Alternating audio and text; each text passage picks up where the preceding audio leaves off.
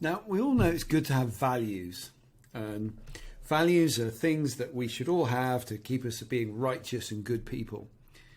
But there's a downside to this sometimes, is that our values can get in the way of our success.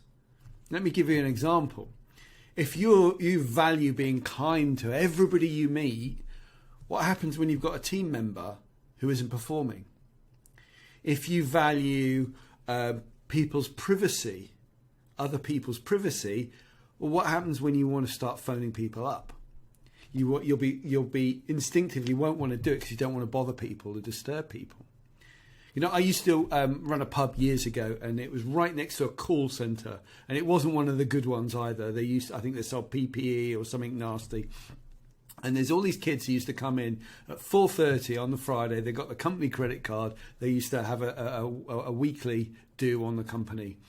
And these kids would be smashed out of their heads by 6:30. And they'd come in, they look so stressed, and they'd just be hitting the shots. And, you know, it wasn't until years later that I reflect back on that. And the reason they were wound up so tight was because they'd spent all week trampling all over their values of the high pressure sales techniques they were being forced to use, and of fair play, and trying to con people into signing up to stuff, and disturbing people during their day. So many values they've been stamping on. They just got stressed, more and more stressed, and they come out, and literally an hour later I'd be throwing them out the pub for being absolutely smashed out of their heads. And what happens when what you want conflicts one of your values is you'll do anything you can to avoid it. So some people, you know, there's a hierarchy of values as well.